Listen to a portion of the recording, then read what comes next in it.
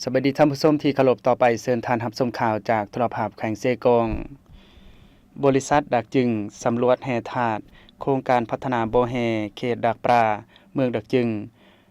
มอบเงินประกอบส่วนสุกโย3วันประวัติศาสตร์ตอนเสาร์วันที่6พฤศจิกายน2025นี้ที่ห้องรับแขกห้องว่าการแขวงเซกงทานวิทยาบ่อละวงต่างหน้าบริษัทดักจึงสำรวจแห่ธาตุโครงการพัฒนาบ่อแห่เขตดักปลาเมืองดักจึงแขวงเซกงได้มอบเงิน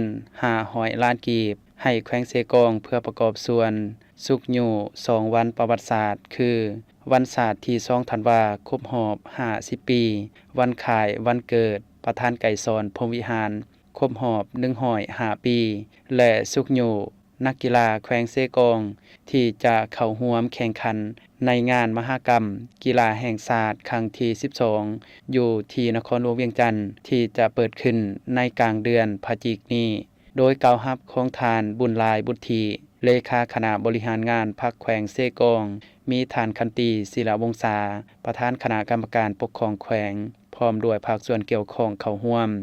โอกาสนี้ทานบุญหลายบุตรีได้แสดงความยงยอชมเชยและกล่าวขอบใจมายังบริษัทดังกล่าวที่ได้ให้การอุปถัมภ์ประกอบส่วนทางด้านทุนฮ้อนเพื่อสุกโยเวียกงานในครั้งนี้ก็คือการกะเกียมเฉลิมฉลอง2วันประวัติศาสตร์ให้เกิดประโยชน์สูงสุด